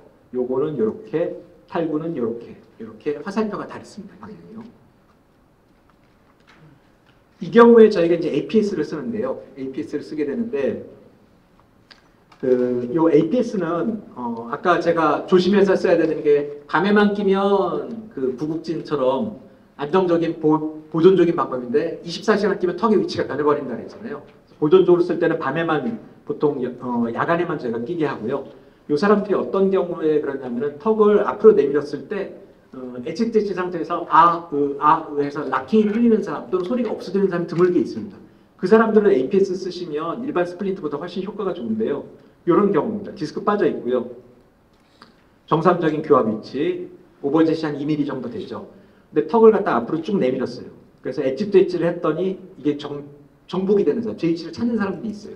항상 그런 건 아니고 이런 사람들이 있거든요. 그러면은 그 사람들은 이 상태에서 이 위치에다가 스플린트를 만들어주면, 그리고 밤에만 끼게 되면 컨다일을 제 위치로 좀 넣는 방향으로 노력을 해볼 수 있습니다. 그래서 이런 분들 소리가 좀 줄고 걸림 증상도 줄 수 있는데 모든 사람이 다 성공하는 건 아니라 한번 테스트는 해볼 만합니다. 턱을 내밀고 엣지 상태에서 이렇게 개폐 운동 시켰을 때 소리가 줄거나 턱이 걸림 증상이 좀 줄어드는 사람은 저 APS를 쓰면 좀 효과적으로 쓸 수 있습니다. 네, 그래서 이렇게 밤에만 끼고 그러면 제 위치를 찾아서요. 네. 그러지만 이런 식으로 이제 쓸 수 있습니다. 그렇지만 이제 또 낮에는 빼놓거든요. 밤에만 끼니까 낮에 이렇게 활동하고 저녁 때쯤 되면 또 다시 걸리기 시작하면 밤에 잘 때 양치라고 또 끼십니다. 그래서 전반적으로 말씀드렸던 페인, 사운드, 마우스 오프닝 리미테이션은 제가 나눠드린 윙쌤을 하고 그 다음에 손가락을 눌러봐서 관절이 아프면 관절통, 근육이 아프면 근육통, 손가락 두 개로 만져봤더니 소리가 클릭이면 위드 리덕션, 크레피투스가 있고 12CT상에서 골변화 있으면 오스티오아스라이티스 또는 DJB라고 얘기한다 그랬고요. 입이 안 벌어지는데 디플렉션이 있고 손가락 두 개 정도 들어가면 without reduction, 손가락 하나 들어가는데 강제로 벌리면 벌어지는 이상 근경련, 주로 하악공 전달 마취하고 나서 2, 3일 있다 많이 생긴다 그랬고요. 마지막으로 제일 처음에 보였던 그 이태리 피렌체에 있는 그림 있죠. 턱 빠지는 사람들, 탈구된 사람들, 이렇게 7가지 정도 하시면 거의 99.9% 선생님들 다 보실 수 있습니다. 그래서 이 내용을 제가 이제 앱으로 만들었어요. 앱으로 만들어가지고 지금은 이제 교육용인데 저희가 올해 하반기에 이제 임상을 하게 되면 의료기구로도 이제 허가를 받으면 저희가 이제 쓸 수 있을 것 같고요. 이렇게 이름은 TMD 와이즈. 그다음 요거는 지금 현재 태블릿에 탑재되는 그런 저기로 되어 있는데 저희 학회에서 상반기 중에 저희 회원들만 볼 수 있게 교합학교 회원들이 볼 수 있게끔 웹으로 만듭니다. 그래서 화면상에 회원 가입하고 거기에 회원으로 등록이 되면 그분들은 프리로 2년 동안 쓸 수 있으니까 회원 가입한 동안 1년에 회비만 내시면 공짜로 프리로 쓸 수 있게끔 지금 요거를 디벨롭하고 있거든요. 그래서 그렇게 되면 혹시 선생님들 중에서 여러분들도 좀 써보시겠다 그러면 저희 쪽에 연락 주시고 가입해 주셔서 뒤에도 부스가 있으면 관심 주시면 도움이 될 것 같습니다. 이렇게 아까 보여드렸던 디플렉션, 개구량, 통증이 있는 부위, 나중에 요거는 이제 앞으로 허가를 받아야 되는데 의료용으로 임상을 하게 되면 진단명까지 나오게끔 뭐 아까 보셨던 그 플로우 차트 있잖아요. 그거 그냥 그대로 다 입력해 놓은 상태입니다. 그래서 나중에 좀 편하게 쓰실 수 있을 것 같습니다. 그리고 책은 마지막으로 이렇게 한번 보시면 될 것 같고요. 그 다음에 이제 스플린트에 관해서 제가 좀 설명을 드리도록 하겠습니다.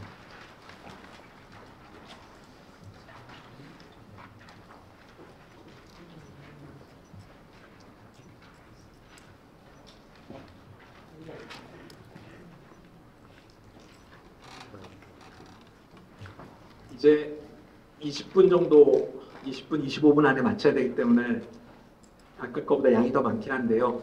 요 장치는, 요 강의는 사실은 제가 작년 6월 달에 학회 그 회원들 대상으로 이제 제가 사실 회장이 되면 학회 내에서는 강의 안 합니다.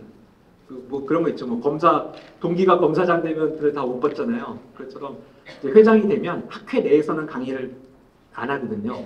제가 이제 회장이 됐으니까 1월 1일자로 회장이 되니까 교합학회 내에서는 강의를 안 하기 때문에 이제 밖에서 이런 경우에 이제 드물게 이제 하게 되고 이것도 최소화 시켜야 되는데 일단은 이제 고별 강연을 했었던 테마인데요. 그 전남대 가서 마지막으로 했었던 강의인데 대략 1시간 되는 양인데 선생님들끼리 30분 정도로 줄여야 되기 때문에 일단 이게 왜 그런지 이유까지는 말씀을 못 드리겠고 제가 25년 동안 연구하고 공부하고 했었던 것들을 다 총 집대성해가지고 말씀드리는 거니까 일단은 저게 전문가가 쓰는 방법이니까 일단 이걸 한번 따라해보자. 그리고 또 하시면서 나중에 궁금하면 또 이렇게 공부 더 하시고 그러면 좋을 것 같습니다. 어쨌든 스플린트는 제가 봤을 때는 이렇게 자세히 정리한 전 세계적으로 없을 것 같아요. 제 스스로도 혼자 앉아가지고 맨날 그냥 슬라이드 만들고 그래가지고 아마 도움이 되실 거라고 생각이 되고 이거는 저희 전공의 선생님 여기 계셨던 저희 제자분들도 못 봤던 내용이 아마 있을 것 같습니다.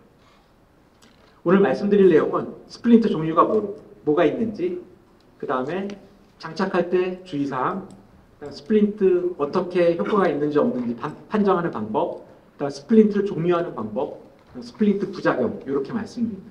여기 있는 것 중에서 선생님들이 보통 제일 많이 관심 있는 게 이겁니다. 스플린트가 어떻게 했을 때 효과가 있다라고 하나요? 어떻게 했을 때 끝내나요? 어떻게 끝내나요? 여기 제일 궁금한데 그런 내용들을 한번 담아봤습니다. 일단 스플린트는 아직까지 원리를 모릅니다. 정확하게 스플린트 기전이 뭐예요? 언론 아직 잘 모릅니다. 좀 황당하지만 언론이고요. 근데 아마 저희가 어렴풋이 생각하는 거는 적어도 스플린트를 끼게 되면 통증이 있는 사람들 있잖아요. 턱관절의 통증이나 근육통이 있는 사람이 스플린트 끼면 좋아지는데 그거는 원리가 아마도 턱의 위치는 아닌 거. 위치의 변화랑은 상관없고 턱을 악무는 버릇이 있잖아요. 클렌칭하는 버릇을 얘네들이 모디피케이션, 개조하거나 변경시키는 것 같더라 정도까지만 알려져 있습니다. 아직 원리 모르는데 통증에서 액션하는 거는 아마 턱의 위치를 갖다가 우리가 잡아주는 거 그거 아니고 아마 깨무는 버릇을 일시적으로 줄여주는 것 같다. 근데 그거조차도 깨무는 버릇을 천년만년 줄여주는 게 아니고요. 보통 연구된 거 조금 이따 보여드리겠지만 한 2주, 4주 그 정도? 한 달 이내 그 외에는 계속 또 깨무릅니다. 근본적으로 없앨 수가 없고요. 그래서 예전에도 선학들이 연구한 거 보면요. 그래서 결론적으로 장치는 아마도 뭐라고 써있냐면요. 플라시보 효과 또는 어떤 특별한 그런 그 기능보다는 플라시보, 엘레보레이트 플라시보라고 써 있잖아요. 아마 플라시보 효과 같다. 뭐 이런 식으로 이제 그 보고를 하고 있고요. 또 일부 최근에 나온 그 중국에서 나온 대단히 연구들 보면 스플린트 했더니 개구량이 좀 좋아지고 그다음에 통증이 좀 좋아지더라. 그런 정도. 그런 정도만 보고되고 있습니다. 그래서 이 연구는 뭐냐면은 과연 그러면 스플린트가 형태에 따라서 차이가 있는지 봤어요. 그래서 여기 스플린트, 일반 스플린트, 그다음 요거는 교정과 리테이너죠. 폴리 리테이너. 요거 가짜잖아요. 그 MOCK, 목이라 그러죠. 가짜 리테이너거든요. 그러면은 당연히 우리 생각할 때 이건 효과 있고 얘 효과 없어야 되잖아요. 둘 다 효과가 있습니다. 한 2주에서 4주 정도. 둘 다. 근데 4주 넘어가면 얘도 별로 효과 없고 얘도 별로 효과 없고요. 입안에 뭐가 들어가니까 머리에서 헷갈려가지고 아마 2주에서 4주 정도는 효과가 있나 보다. 실제적으로 통계를 내봤더니 큰 차이가 없더라. 2주, 4주 정도 도움되는데 4주, 8주, 12주 들어가면 별로 도움이 안 되더라고요. 그래가지고 저는 어떤 분이 계시면 할머니들 중에서 밤에 잘 때 우리 거즈 손수건 아시죠? 그걸 갖다가 이렇게 동그랗게 말아가지고 물고 주무시는 할머니들 계세요. 대단하신 분이죠. 옛날에 보면은 뭐 한방에서 얘기할 때 엽전을 상평통보 입에 물고 자는 분들 있었거든요. 그게 안테리어 레진지그처럼 그거 물고 자면 턱이 안 아픈 사람들이 있는데 똑같은 겁니다. 입안에 뭐 물고 자면은 일단 2주에서 4주는 통증이 줄어듭니다. 디자인도 관계없습니다. 그래서 어쨌든 스플린트는 제가 원리 아직 잘 모르겠다. 근데 통증은 개선되더라. 그게 아마도 깨무는 버릇을 좀 줄이는 것 같다. 근데 그거 몇 주 안 간다. 그게 현재까지 검증돼 있는 내용입니다. 두 번째는 그 스플린트 언제 하는지. 이건 뭐 다 아시죠? 근육통, 관절통. 그래서 제가 아까 통증이 있으면 손가락으로 팔베이션하고 관절이 아프면 관절통, 근육이 아프면 근육통이라고 쓰고 처음에 약 2주, 그 다음에 물리치료, 뒤에 있는 부스에 있는 물리치료하고 그다음 자가요법하고 개선 안 되면 그때 스플린트 들어가면 도움이 된다고 했잖아요. 그거가 바로 여기에 해당되는 거고요. 그 외에 뭐 이갈이 환자분들이나 아니면 아침에 자주 옆머리가 아픈 그런 분들이 밤에 이약 물면 많이 아프거든요. 모닝헤드 그런 분들 장치 끼면 또 조금 도움이 됩니다. 보통 저희가 장치하기 전에는 물리치료를 갖다가 한 2주에서 4주 정도 주 2, 3회씩 해가지고 이제 치료를 하죠. 그래서 여기는 모든 환자들 관절통, 근육통, 위드 리덕션 이런 사람들도 대부분 다 증상이 어느 정도 아까도 보시면 그 중국 논문 보면 400명 정도 환자를 했었을 때도 개구량이 증가된다, 통증이 완화된다 알 수 있었잖아요. 그래서 정확한 기전은 몰라도 어느 정도 도움이 되는 건 알 수가 있습니다.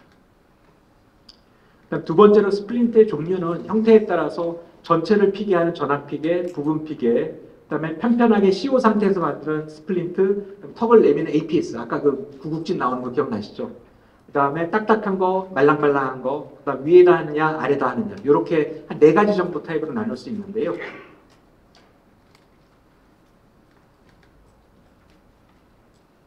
일단은 저는 전압피게를 권유드리고요. 부분 피게는 부작용이 생길 수 있고 간혹은 별로 얘가 전압피게보다 좋다라는 그런 이유는 별로 없습니다. 아마 하나 정도 저희 진상배 원장님도 쓰시고 저도 그거는 동일한데 클렌칭이 심한 사람들은 부분 피게처럼 그러니까 전압 피게이긴 하지만 부분 컨택이 되게끔 만들 수 있는데요. 지금 보시면 이게 이제 부분 피게고요. 보통 교정과 같은 데서 구치부 익스트루전 시키려고 이제 끼면 저거 24시간 끼면 구치부 익스트루전 돼서 버티칼 올라가잖아요. 그럴 때 쓰는 건데 이게 환자분들 시간 없고 경제적으로 비용이 이제 저 일반 스플린트보다 저렴하기 때문에 일시적으로 몇 주 정도 쓸 때는 저도 이걸 간혹 쓰는 경우도 있거든요. 그래서 실제로 껴보면 이렇게 컨택이 되게끔 하고요. 일시적으로만 좀 개선시키고 몇 주 정도 쓰고 한두 달 쓰고 돌아올 때는 이런 부분 피게도 쓰는데 이거는 24시간 끼게 되면 구치부가 맹출할 수 있어서 가급적이면 좀 피하는 게 좋을 것 같습니다. 요게 아까 말씀드렸던 그 전압 피게이긴 하지만 치아 컨택은 부분만 되게끔 하는 거. 요게 저희 진상배 원장님 얘기 들어보니까 환자분들 중에서 클렌칭이나 이런 것들이 되게 심한 사람들이 있거든요. 그런 분들은 오히려 전체 컨택하는 것보다는 이 한쪽만 컨택하면 좀 불편해가지고 이를 좀 덜 깨문다라는 그런 그 경험들이 많아서 요것도 한번 고려해 볼 수 있는데 요거 자체도 어쨌든 구치부를 다 피게 해서 치아가 익스트루전 되지 않게끔 교합이 변화되지 않게끔 이제 조심을 하죠. 그런데 어쨌든 이런 그 부분 피게는 항상 부작용이 있는데요. 여기만 이렇게 피게 되면 아까 보셨던 환자분처럼 빨간색 스패드라고 하는 장치처럼 피게 되면 24시간 피게 되면은 장치가 구치부 치아가 익스트루전 되고요. 나중에 이 장치 빼버리면 오픈바이트 생깁니다. 그래서 요거는 진짜 교정과적으로 어떤 특정한 목표가 있기 전에는 함부로 쓰면 안 되는 장치고요. 가급적이면 저는 좀 피했으면 좋겠습니다. 보시면 실제로 벌어지는 구칩, 요거는 이제 안테리어 오픈바이트가 생겼고, 이렇게 구치부만 끼는 모라라고 하는 장치인데, 이런 장치를 잘못하면 구치부가 또 나중에 장치 뺐었을 때 오픈바이트가 될 수 있어서 항상 부분 피개 장치는 전치부든 구치부든 교합 변화 생길 수 있다는 거, 버티컬이 변할 수 있어서 항상 조심하셔야 돼요. 그 다음에 APS는 아까 말씀드렸듯이 턱을 내미는 게 엣지 상태에서 해서 소리나 락킹이 풀리는 분들한테 도움이 되고요. 그래서 지금 보셨던 거, 아까 보셨던 것처럼 턱을 내밀고 그 상태에서 장치를 만들고 밤에만 끼면은 이 사람들이 도움이 되는데, 이 APS는 앞에도 끼울 수 있고 밑에도 끼울 수, 위에도 끼울 수 있고 밑에도 끼울 수 있는데요. 보통은 이렇게 위에다가 스플린트에다 뒤에 램프를 만들어서 아래턱이 뒤로 못 들어가게끔 만듭니다. 이런 식으로 램프를 만들고요. 네, 보시면 정상 상태.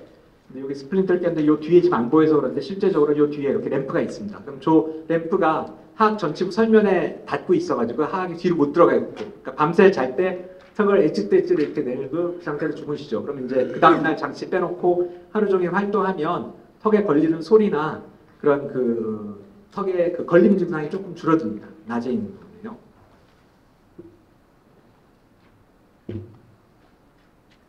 그런데 이 턱을 내미는 장치도 실제적으로 스플린트, 일반 스플린트, 저희가 말하는 그냥 플랫한 스플린트 있잖아요. 플랫한 일반적인 스플린트랑 했었을 때 특별하게 더 나은 점이 없더라고요. 연구를 해보면. 그래서 어쨌든 우리가 생각했던 것처럼 디스크가 이 장치를 낀다 그래서 반드시 다 제자리로 하는 건 아니기 때문에 아주 소수로만 아까 말씀드렸듯이 턱을 엣지를 내밀고 시켜서 소리나 걸림이 줄어드는 사람만 아주 제한적으로 밤에만 쓰고, 그 외에는 가급적이면 선생님들께서 쓰시는 걸 조금 피하시는 게 좋을 것 같습니다. 안전성 면에서요.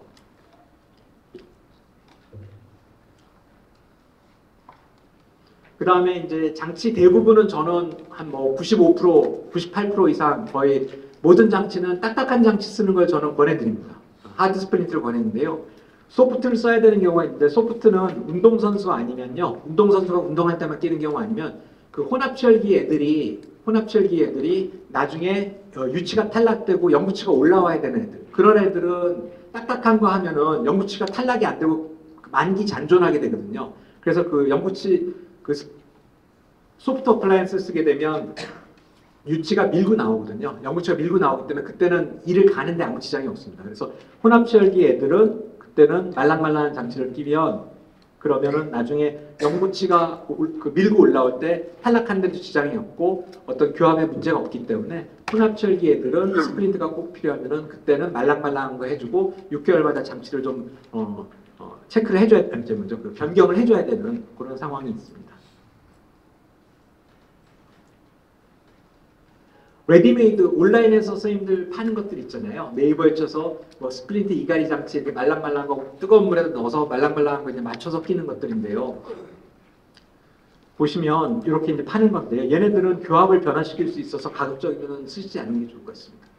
이 환자 이제 온라인에서 사가지고 몇 달 썼더니 이렇게 교합이 버커링 이제 뭐죠? 협설축으로 이제 교합이 변해가지고 나중에 앞궁의 사이즈가 위아래 변해서 교합이 하나도 안 맞게끔 되는 경우가 많습니다. 그래서 이런 것들 특히 이제 코골이 장치 같은 것도 요새 홈쇼핑 보시면 말랑말랑한 거 막 파는데 그런 것들은 만약에 정말 그거를 선생님들께서 손을 봐주지 않는 한은 환자분들이 그냥 끼면 대부분 다 교합 변화돼서 부작용 생기니까 조심하셔야 되겠죠. 전반적으로는 상악 스플린트하고 하악 스플린트를 보게 되면 상악이 좀 더 많이 하게 되고요. 하악은 좀 적게 하게 되는데 하악이 장점은 더 많습니다.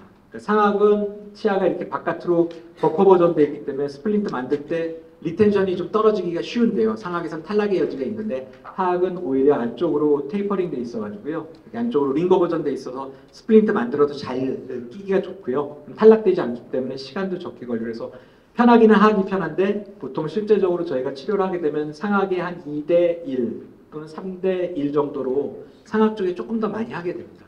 왜 그러냐면 그 이가는 사람들이 상악의 스플린트를 하는 걸 좀 추천하거든요. 그러다 보니까 아무래도 상악이 좀 더 많이 하게 되는 것 같습니다. 하악 스플린트는 이런 식으로 생겨 있고 컨택은 보통 4, 5, 6, 7 정도만 컨택되면 되고요.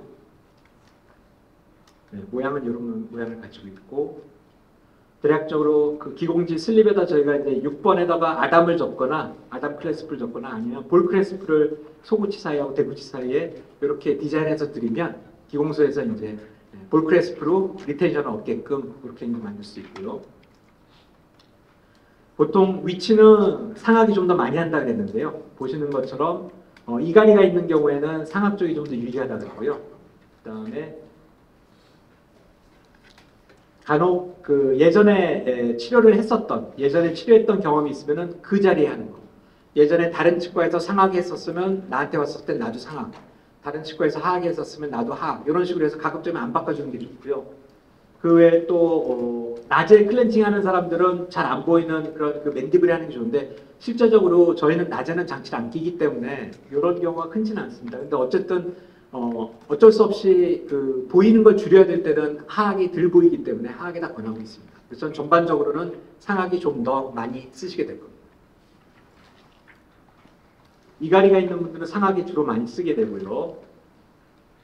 그다음에 이가리가 있는데 상악이 했으면 좋겠는데 환자의 치열이 아마 이게 제 생각할 때 7번이 없어서 이게 8번 아닌가 싶은데요. 이렇게 교합평면이 안 좋은 분들이 있습니다. 지금 보시면 교합평면이 이렇게 7번에서 이렇게 올라온 분들이 있거든요. 이런 분들은 상악에다 해버리면 앞에가 너무 두꺼워져서 이런 경우에는 저희가 하악에다 하는 경우도 있습니다. 그러니까 그 교합평면을 보시고 전치부의 버티칼이 너무 두꺼워지지 않는 한도 내에서 그때 좀 조절하셔서 보시면 되고요.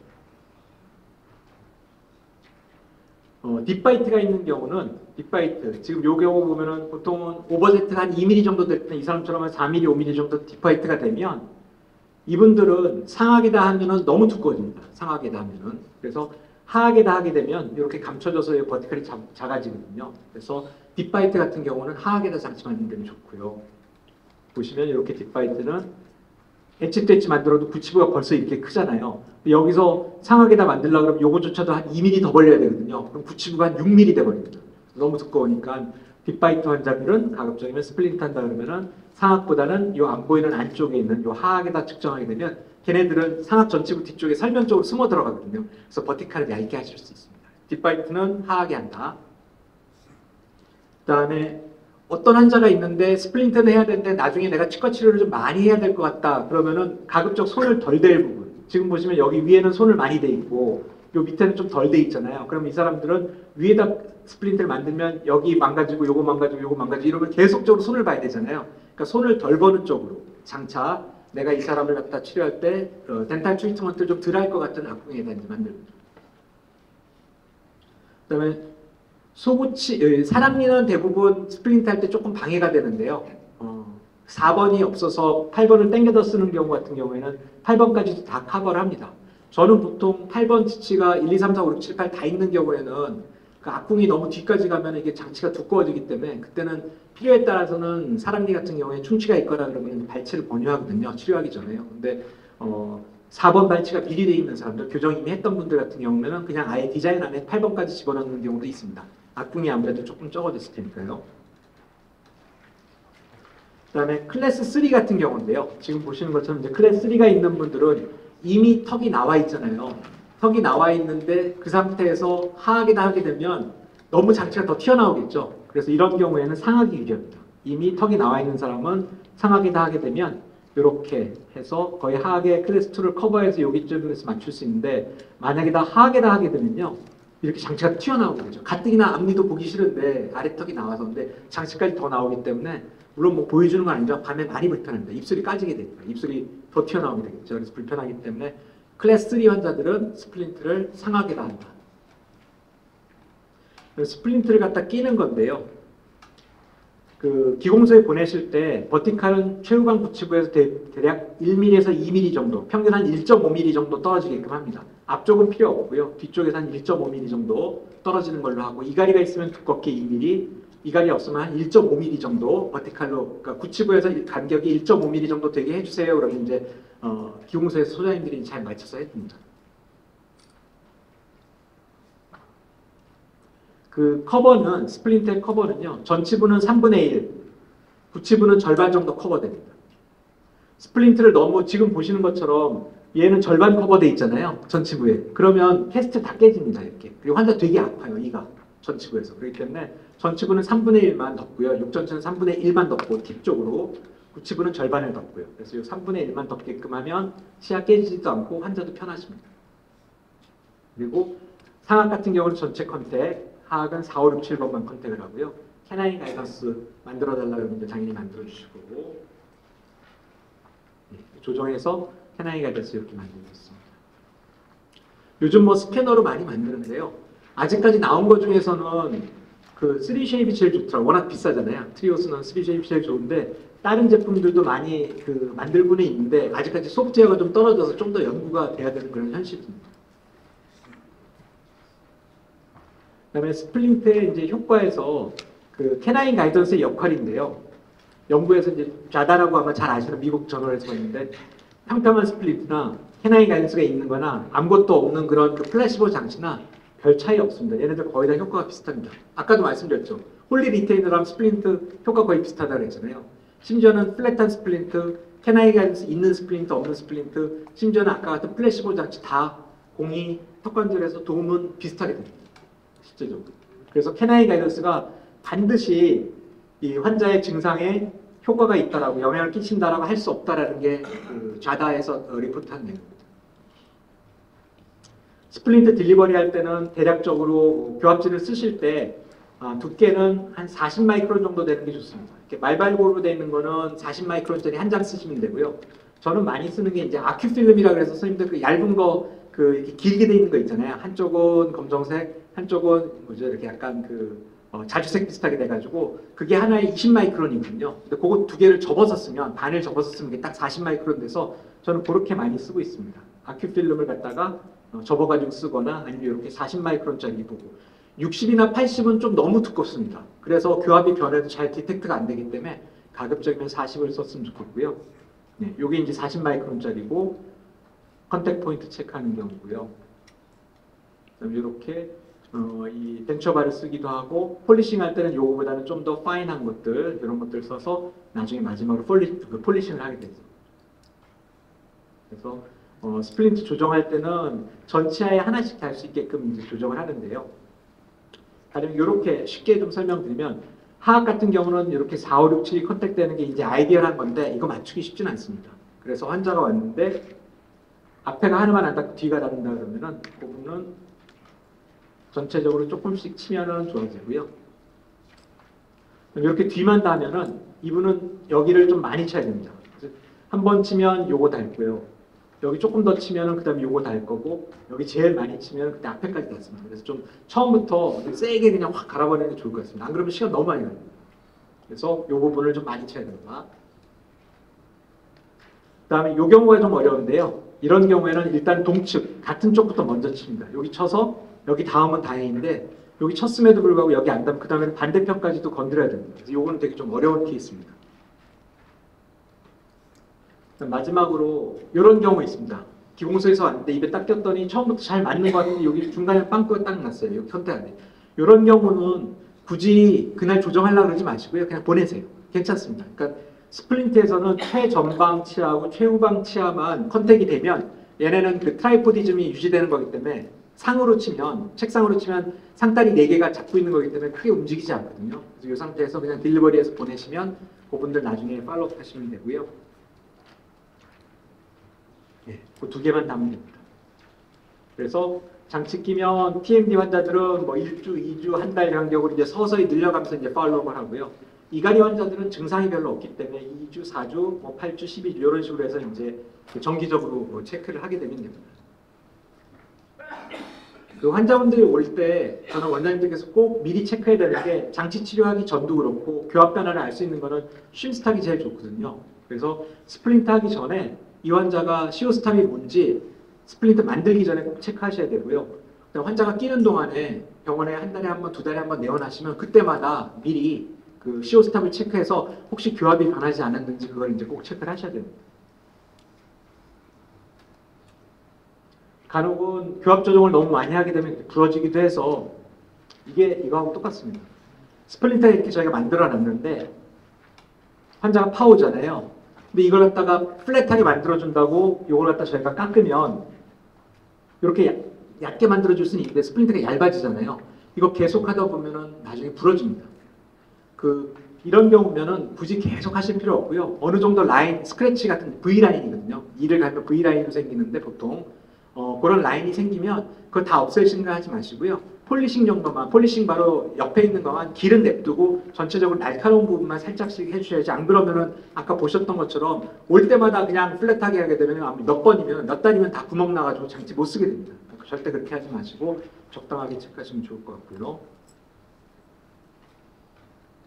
그래서 저희가 장치를 테이퍼링해서 이제 처음에는 6개월은 매일 끼다가 그 다음에 다시 6개월은 주 3회만 끼다가 다시 6개월은 주 2회나 1회만 끼다가 이제 환자들 끝내거든요. 그래서 18개월에서 24개월 정도 안에 끝내는데요.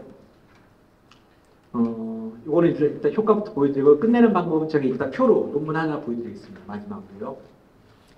그 스플린트의 효과는 여러 가지 연구들이 있는데 보통 오히려 물리치료는 효과가 석 달 안에 보통 나타나고요. 장치치료는 보통 6개월 가까이도 시간이 좀 걸립니다. 3개월에서 6개월 정도. 그렇기 때문에 시간이 좀 많이 걸려서 오히려 장치치료가 물리치료보다는 조금 더 빨리 끝내야 되는 경우가 있습니다.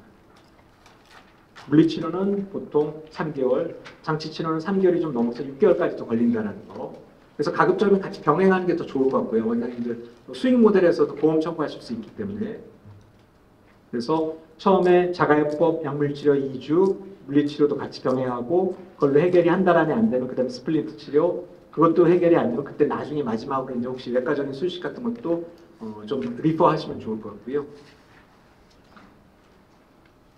이거는 넘어가고 마지막으로 이제 장치 테이퍼링에 관한 건데요. 저희가 어떤 연구를 했냐면 저희 과에 왔던 환자분들을 장치 횟수를 저희가 서서히 줄여가지고 나중에 여기 저희 교합 패키지 요거는 비회원들도 무조건 다운받을 수 있지 않을까 싶겠는데 어쨌든 이제 교합 패키지 실었던 건데 환자들이 어떤 식으로 해서 테이퍼링해서 장치를 끝내는지에 관한 겁니다. 그래서 봤더니 결론적으로 처음에 6개월은 매일 끼고요, 밤에. 그 다음에 나머지 6개월에서 1년은 주 3, 4회 끼고 나머지는 1, 2회 끼고 이런 식으로 해서 서서히 테이퍼링 해가지고 장치 끼는 횟수를 줄여가다가 마지막에 이제 끝내는 방법으로 저희가 치료하고 있습니다. 부작용은 아까도 말씀드렸지만 그 쉼스탁만 잘 쓰시면 크게 부작용 없이 잘 쓰실 수 있고요.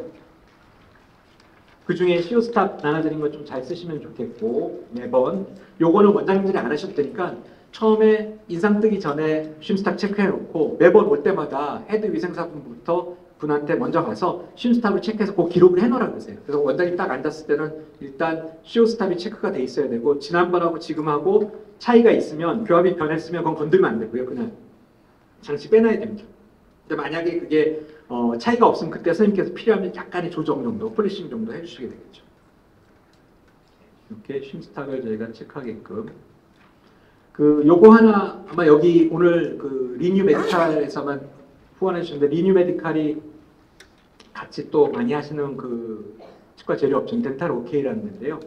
교합 셀프 체커라고 해서 아까 말씀드렸던 쉼스탁을 환자가 쓰게끔 이제 디스포즈블로 만들었습니다. 일회용으로. 그래가지고 원장님들이 환자를 갖다 매달 보기 힘들잖아요. 임플란트도 해야 되고 다른 치료해야 되는데 저 환자들 계속 와서 자리 차고 있으면은 돈도 안 되고 그러니까 저는 환자분들한테 요거 셀프 체크 하나 구해요. 요게 이제 한 통에 10,000원밖에 안 하거든요. 한 개에 이제 1,000원이고 하나 가지고 일주일 쓸 수 있어요. 그럼 석 달 동안 10,000원이면 쓸 수 있거든요, 환자들이. 그래서 저걸로 자기네들이 다 3번이나 4번에서 매일 체크합니다, 환자들이. 그러면은 거기서 빠지면 빨리 병원에 와라. 안 빠지면은 그 다음에는 우리가 약속했던 한두 달 뒤에 보자. 그런 식으로 해서 이제 쓰고 있고 아주 저희가 한 400명 가까이 써봤는데 현저하게 줄어듭니다. 환자들 보시면 이렇게 자기가 다 K9이나 4번에서 자기가 다 체크할 줄 알고요. 그걸로 해서 알려주시면 유튜브 사용법 같은 거 저희가 이제 큐마크에서 환자들 찍어가지고 다 잘 보고 있고 해봤더니 실제적으로 이거 안 쓴 사람하고 쓴 사람들하고 보면 한 3분의 1 정도로 교합 변화 가능성이 한 3분의 1로 떨어집니다. 30%밖에 안 생기기 때문에 훨씬 줄일 수 있어서 나중에 또 관심 있으시면 아마 여기 리뉴 쪽에다 문의하셔도 얼마든지 쉽게 구하실 수 있을 것 같습니다. 마지막으로 이제 교정장치 리테이너에 있었던 분입니다. 리테이너를 끼고 있는 분인데 스플린트를 해야 된다. 그러면 상하기든 하하기든 일단 한 군데를 정해서 이제 스플린트를 해야 되는데요. 나머지 하나는 이제 리테이너를 껴야 되거든요. 그래서 이분 같은 경우는 상하게 리테이너를 끼고 하하게 스플린트를 하기로 했는데 이 하악 스플린트 낄 때는 이 하악 스플린트가 하악 리테이너 역할을 하고 있잖아요. 걔네가 다 치아를 홀딩하고 있으니까요. 근데 요때 여기가 서로 딜리버리 할 때 이 유지장치도 갖고 오라 그래가지고 서로 부딪히지 않게끔 그 인터페런스 안 생기게끔 요 부분 꼭 체크하셔야 됩니다.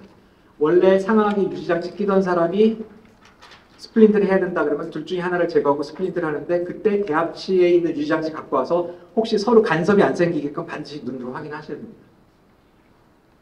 예, 그래서 결론인데요. 스플린트 작용 기전 아직 잘 모르겠다. 근데 페인은 좀 주는 것 같더라. 근데 그것도 짧게밖에 안 가더라. 그리고 전체 다 커버하는 걸 저희가 추천하는데 전체 커버 안 하고 부분만 커버하거나 심지어는 교정용 리테이너 같이 가짜 플래시복 껴줘도 좋아지더라. 그 다음에 주기적으로 환자분들 교합 조정이 필요하고 그때 제일 중요한 건 교합 변화 안 생기게끔 심스탁을 좀 체크해 주셨으면 좋겠고 그 다음에 효과는 장치 끼면 아까 보셨듯이 최소한도 한 3개월 정도 3개월에서 6개월 정도는 환자가 껴봐야 알겠더라. 그 다음에 그냥 끼면 그냥 테이퍼링 그냥 해서 끝내지 말고 한 6개월, 1년 6개월에 걸쳐 서서히 횟수를 줄여가면서 테이퍼링하면 환자가 좀 더 편안하게 끼더라. 마지막으로 교합 변화 안 되게끔 저희가 조심하고 환자분들도 같이 협조도가 좋으면 셀프 체커 같은 걸 써서 환자분들이 부작용 안 생기게 이렇게 해주시면 도움이 될 것 같습니다.